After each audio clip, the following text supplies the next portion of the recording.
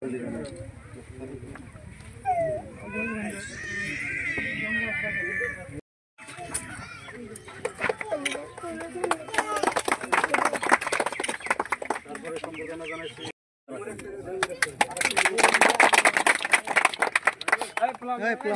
দি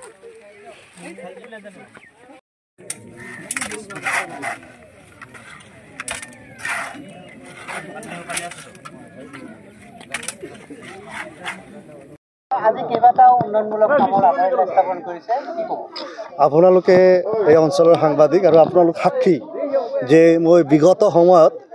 আপোনালোকে খোলাবান্ধা অঞ্চলত বসবাস কৰিছে বিগত সময়ত খোলাবান্ধাৰ কাৰণে বিগত 4.5 বছৰত যিমান উন্নয়নমূলক কাম কৰিছো আৰু স্বাধীনতাৰ পিছৰ 75 বছৰৰ হিচাপটো বৰাবৰ কৰিলে কি জানি এই 5 বছৰৰ গুণৰ গুণ বহুত বেছি কাম ইয়াতে হৈছে আৰু তাৰ ধাৰাবাহিকতাহে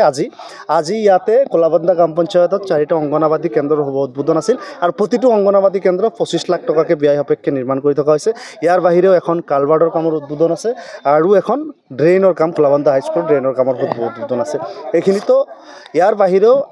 ইতিমধ্যে টেন্ডাৰ ওলাইছে খোলাবান্ধা গ্ৰাম পঞ্চায়তৰ 5টা নতুন পথৰ 5টা ৰাস্তাৰ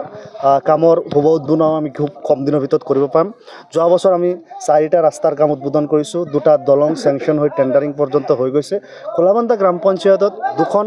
হাইস্কুলক হায়াৰ ছেকেণ্ডেৰী উন্নীত কৰি তাতে এটা 2.5 কোটি আৰু এটা সম্ভৱতঃ 1 কোটি কিমান লাখ টকা ইত্যাদিসমূহৰ গ্ৰান্ট তেওঁলোকক দিয়া হৈছে 4টা মুঠ সাব চেণ্টাৰত 3টাই 52 লাখ টকাকে ইতিমধ্যে চেংচন হয় তাৰে বিল্ডিঙৰ কাম ইতিমধ্যে 2টা আৰম্ভ হৈছে আৰু এটা আৰম্ভ হ'বলগীয়া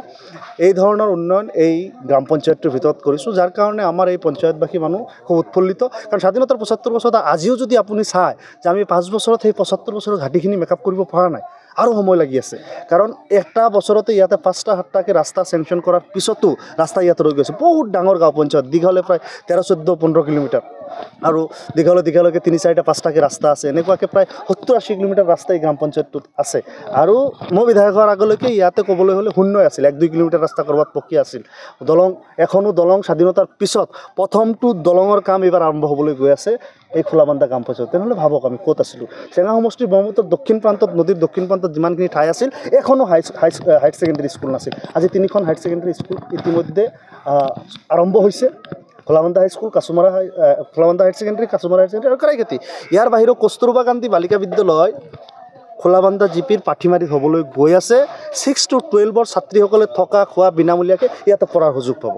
কস্তুৰবা গান্ধী বালিকা বিদ্যালয় গুমা ফুলবাৰীখন পাঠিমাৰীত প্ৰতিষ্ঠা হ'ব গতিকে ইমানখন কাম এই গাঁও পঞ্চায়তৰ মানুহৰ কাৰণে আমি বিগত সময়ত কৰিছোঁ অহা দিনত আৰু জবৰদস্ত ইয়াতে ডেভেলপমেণ্ট হ'ব কাৰণ ইয়াতে অপৰচুনিটি আছে ইয়াৰ মানুহৰ নিড আছে এইখিনি মানুহক সুতে মূল্যে আদায় দিয়াটো আমাৰ কমিটমেণ্ট আছিল আৰু আমি সেইখিনি কৰিবলৈ যত্ন কৰিছোঁ ইনশাআল্লাহ আপোনালোকে দোৱা কৰিব সেইখিনি যাতে কৰিব পাৰোঁ এই দুখীয়া নিচলা মানুহক বিগত সময়ত যিসকলে বঞ্চনা কৰিছে সেই বঞ্চনাখিনি যাতে আমি পূৰণ কৰি দিব পাৰোঁ যে নহয় আমি ন্যায় কৰিছোঁ খোলাবান্ধাৰ মানুহৰ লগত আমি চৰাঞ্চলৰ মানুহৰ লগত ন্যায় কৰিছোঁ আজি চৰাঞ্চলৰ মানুহৰ মাটিৰ পট্টাৰ পৰা আৰম্ভ কৰি যিসমূহ কথা বিধানসভাৰ মজিয়াত আমি কৈছোঁ স্বাধীনতাৰ অত বছৰ এই কথা বতৰা কেতিয়াও উচ্চাৰিত হোৱা নাই ঠাই স্বাধীনোত্তৰ কালত খোলাবান্ধাক বহু ঠাইৰ মানুহে বিভিন্ন ধৰণে চিনি পাইছিল ইয়াতে জাহাজৰ সমাগম হৈছিল ইয়াতে বণিক গোষ্ঠীৰ সমাগম হৈছিল কিন্তু গৰাখহনীয়াৰ ফলত আকৌ যেতিয়া খোলাবান্ধাটো নতুনকৈ ৰিক্লেইম হয় যেতিয়া খোলাবান্ধা কিন্তু আজি দৰিদ্ৰ কবলিত এটা খোলাবান্ধা দেখা যায় ইয়াৰ ৰাজহুৱা অনুষ্ঠান প্ৰতিষ্ঠান ৰাস্তা ঘাট হাস্পাতাল স্কুল অনুষ্ঠান এইসমূহক ডেভেলপমেণ্ট কৰাৰ কাৰণে মই কমিটেড আৰু সেইখিনি মই মোৰ মিছনত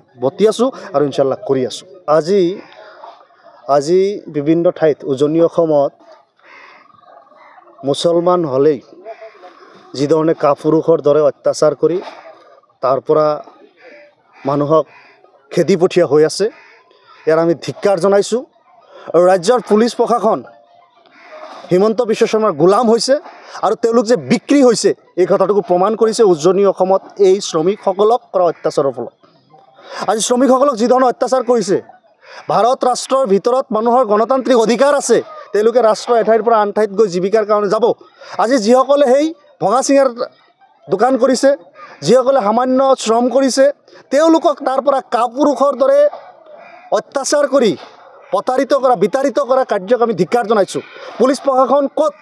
কাৰ ঘাঁ কাটি আছে তেওঁলোকে কোনো ভূমিকা লোৱা নাই হিমন্ত বিশ্ব শৰ্মাই সকলো নিজৰ পকেটত সোমাইছে নিজৰ ব্যক্তি স্বাৰ্থত নিজৰ ৰাজনৈতিক স্বাৰ্থত হিমন্ত বিশ্ব শৰ্মাই আজি উজনি অসমৰ মুছলমান শ্ৰমিকসকলক তেওঁ অত্যাচাৰ কৰি আছে হিমন্ত বিশ্ব শৰ্মাক আমি সকীয়াই দিছোঁ আপোনাৰ ভাল নহয় আপুনি মনত ৰাখিব